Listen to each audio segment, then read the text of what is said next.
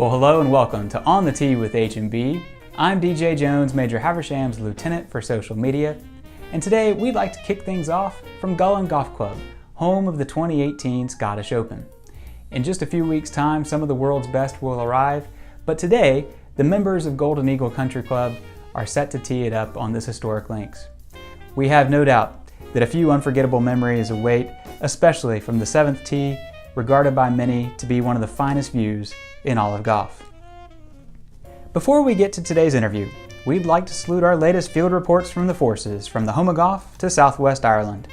If you're on an H&B expedition, or just happen to find yourself on a famous links across the pond, tag us anytime at Haversham Baker across social media. You just might see your field report in an upcoming episode of On the Tee. Today's interview is with author and photographer Kevin Markham. One look at Kevin's Instagram feed at Kevin Markham Golf, and you'll get a pretty quick indication as to why we invited him on the show today. As you'll soon learn, Kevin knows the links of Ireland arguably better than anybody, maybe even Major Haversham. But he also agreed to come on and to share some of his photo tips to help you capture better pictures and memories throughout your upcoming expedition. We hope you enjoyed the listen. Well, Kevin, welcome to On the Tee with H&B. Thanks for joining us from the Emerald Isle this morning. Great to be with you. Thanks, Daniel. Were you able to squeeze in a few holes today? Actually, I'm hoping to play with my dad tomorrow morning, all being well. Well, we hope the weather cooperates for your game there. And more than anything, I'm sure you're glad that summer's here, and we know it was a pretty long and dreary winter. Yeah, it was fairly brutal, but actually, I mean, from a photographer's point of view, there was some beautiful scenery to photograph, so I wasn't complaining too much. We recently had Colin McLeod from Carnoustie on the show, and he reflected the same thing, that if there's an upside to the snow, it makes for some beautiful photographs. A small upside. Yeah. Well, your work as a writer and photographer has taken you not only across Ireland, but well beyond. But before we dive into that, tell us a little more about yourself, Kevin. How did you come to do what you do? Well, I guess, I'm born and raised in Ireland, and I headed off to the UK back in the early 1990s and worked in advertising over there for about 10 years before I came home to Ireland.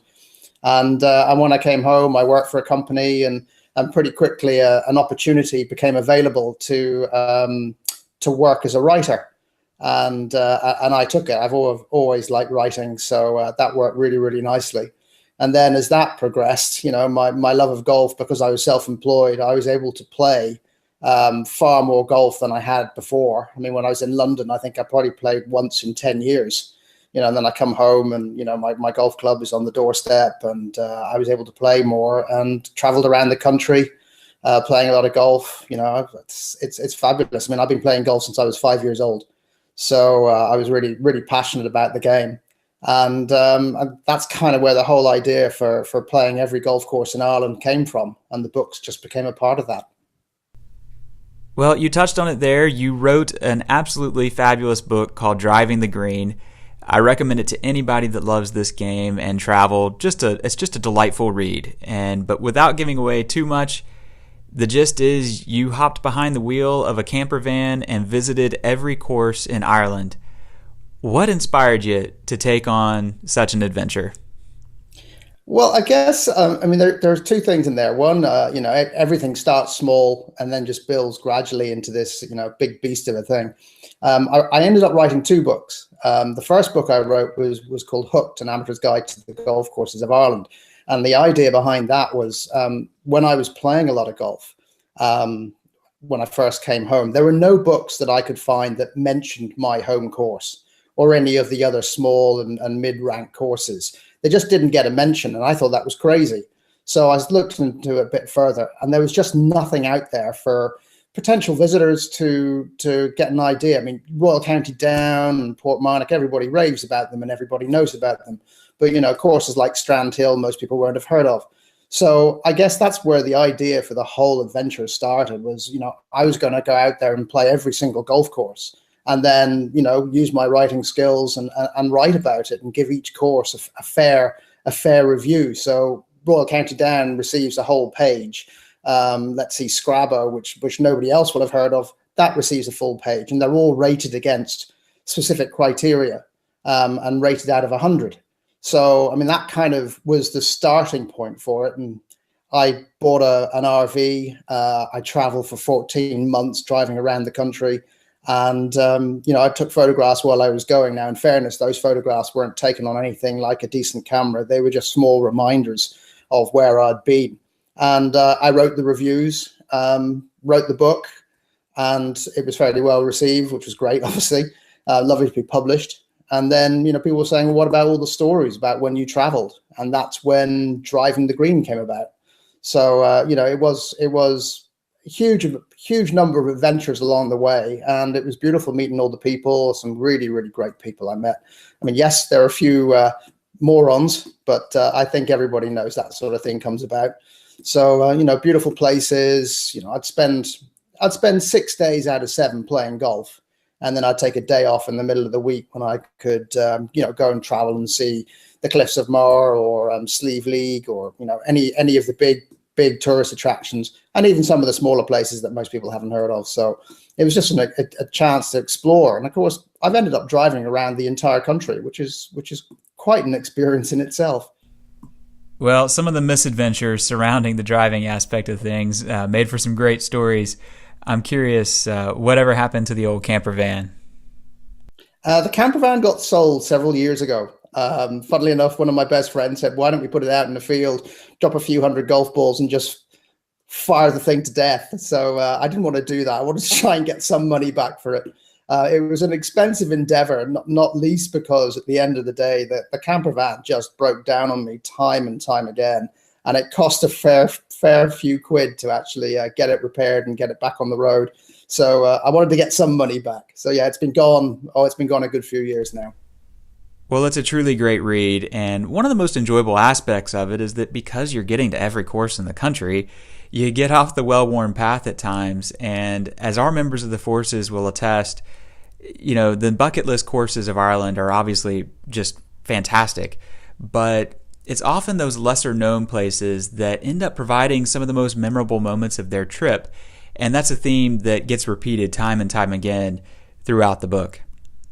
One of the great things from what you're saying there, I mean, yes, I mean, obviously, you're a big, very well known, very well run organization in terms of bringing travelers to Scotland and to Ireland. And you will know at Havisham and Baker better than most, the best courses. But I think what's always happened for me is that golfers will go, right, I'm going to Royal County Down, I'm going to Portmarnock, and they'll know about them because everybody knows them. But it is the smaller courses. So I suppose you'd say go back to Strand Hill, go to Port Salon, even Dukes. These are courses that are sensational. And I think when people kind of come across them by accident, that's when they offer the best experiences because people aren't waiting to be wowed by a Royal Portrush, and they just get blown away by these smaller courses. And I use smaller, measurably, but that's where I think some of the greatest moments come from on an Irish trip. So shifting gears to your photography work, obviously Instagram and smartphones and so forth have made all of us amateur photographers.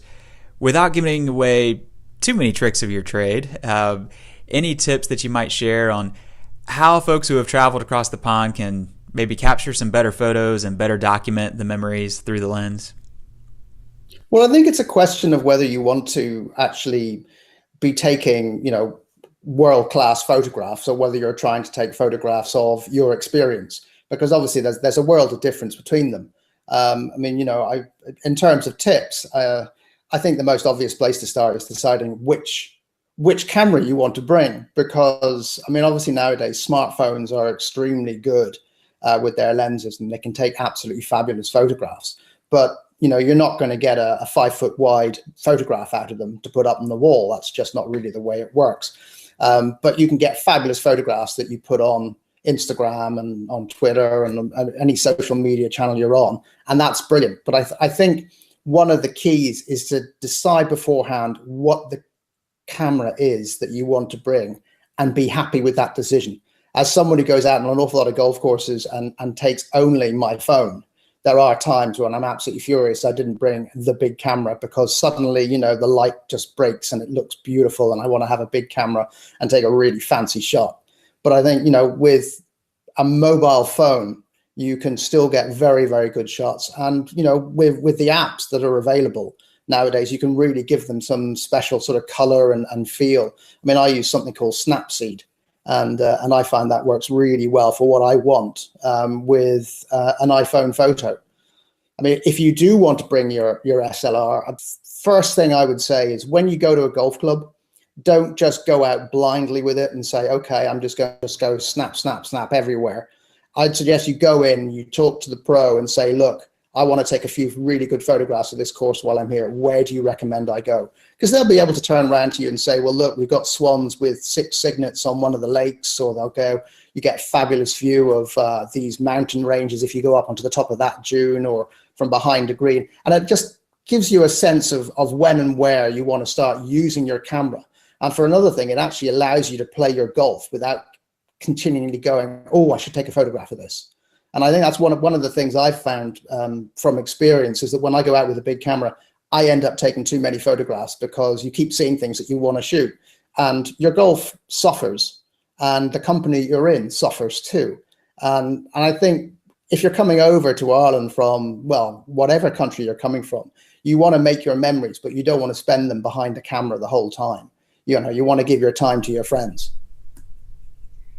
Well, I think that's something we can all relate to. I mean, at least for me personally, if I pull out the phone to take a photo, my focus is gone, and there better not be a 3-footer waiting for me afterwards. So, but I'm curious, tell us a little more. What goes into your thinking as far as when you go to capture photos? What should our members of the forces and others traveling look for, when they're walking the links? Is it a particular time of day, angles, elevation, that sort of thing? What goes into your thinking there? Well, I'll work on the basis your question refers to actually photographing a golf course as opposed to playing around, because, as I said before, you've got to be careful how you do that. So in terms of actually officially taking golf photographs, I mean, there are 2 times a day. They call them the golden hour, which is like first thing in the morning and first thing in the evening, or last thing in the evening, when the sun is low.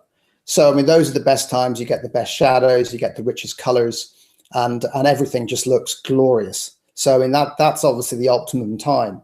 One of the other things I was going to say in terms of tips is, if you are out with your friends, try shooting into the sun with them on a green or on a tee, so that they're thrown into silhouette, because those are really beautifully dramatic photographs. And again, they can really make memories incredibly well. Somebody putting, or, the arms up because they sink a nice long putt or something like that, and all you've got is this black silhouette. That's a lovely photograph. Sorry, going back to the question of what I look for. I mean, you're obviously always looking for the best angles that show off the shapes of the fairways, or the size of the dunes, or the flow of the green. So, it is a question. I mean, you can literally stalk a green and do a complete 360 around it, looking back and seeing where the best angles are and where the best views are.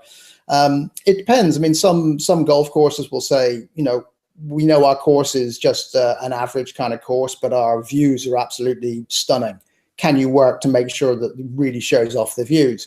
And in the case like that, you're not so concerned about getting the beautiful shapes around the greens or the bunker, and you're actually working on getting a nice shot with the flag in it, with the beautiful backdrop of mountains or sea or whatever it might be.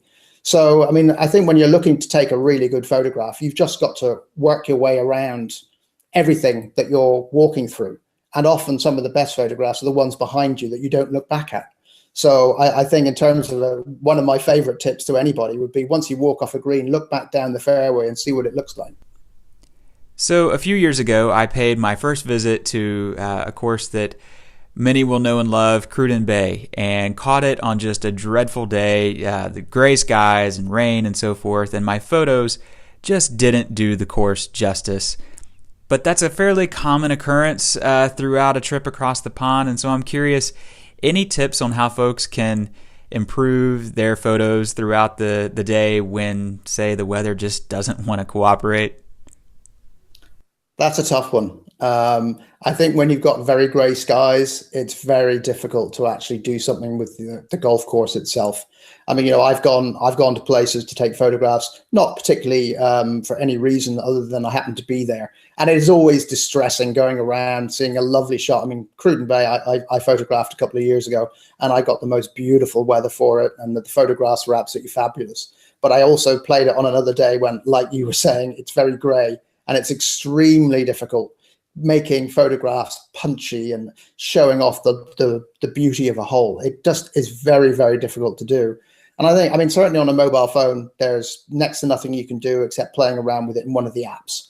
I mean, that's one of the things I like about Snapseed is you use your fingers on the screen. You can literally put shadows where you want them and take them away in other places. So you can do that with an app. With a big camera, well, I mean, you want to be setting up and using your filters with regularly. I mean, I use filters a lot on my camera. I don't like doing so much work in Lightroom and Photoshop. I prefer to do work in camera, and that involves using graduated filters and polarizers and things like that.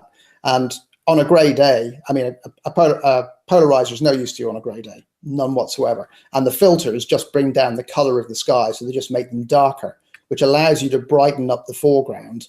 But I think realistically, you shouldn't expect too much on a grey day. You just put it down to an unfortunate experience and concentrate on your golf. So you've played them all. Do you have a favorite course in Ireland to photograph? By sheer coincidence, it also happens to be my favorite golf course, which is Carn in County Mayo. You're not going to get dunes bigger than that. So if you have the time and the energy to go out some of these dunes, the dunes are 500 feet above sea level in places. So they're enormous. So you can climb up to the top of that, and the views from up there, you could spend an hour up there taking photographs and not even worry about your golf clubs. So it's a beautiful place to be. Well, the images from your recent trip to Carn were spectacular, and we're seeing a few of them here. So how about outside of Ireland? Do you have a favorite course to photograph elsewhere? It's by complete coincidence, you just mentioned it, Cruden Bay. I played there with Tom Coyne a few years ago, and when he was on his trip around a course called Scotland, which will be out shortly, I believe, and later next month. And I played with him at Cruden Bay, and it was just the most amazing experience. And on the back of that, they ended up giving me the photography job. So I got to play it, and I got to photograph it, which is all I can ask for as a writer and a photographer. Again, I think one of the great things about Cruden Bay is the variety of holes. That you have that enormous dune that goes up to the 9th, and from there you have spectacular views. But even at either end of the course, the hole shapes and variety are so different, it makes it a real joy to photograph and play. The best of both worlds, truly found at Cruden Bay. Kevin, thanks for taking the time to join us today. We appreciate the insight and your tips and so forth, and hope you enjoy the round with your dad tomorrow. Look, great to be on. I'm actually just going to give you one more tip, if I may, for photography. If you are using your mobile phone, always bring a waterproof plastic bag, because it's Ireland and it rains. And if you want to put your camera, your phone, and many of your life's great memories, and you want to be able to put it in a plastic bag and seal it when the rain comes down. Well, you saved the best for last, because at least the phone can be replaced, but the memories inside, not so much. So thanks for that, Kevin, and thanks once again for joining us today. No worries. Thanks very much, and great to be on the show. Special thanks to Kevin Markham for coming on the show today and helping us all improve our photography game. If you'd like a daily dose of inspiration, we suggest giving him a follow on social media. He's at Kevin Markham on Twitter and at Kevin Markham Golf on Instagram. Be sure to join us next week as we head to the home of golf and check in at the Old Course Hotel.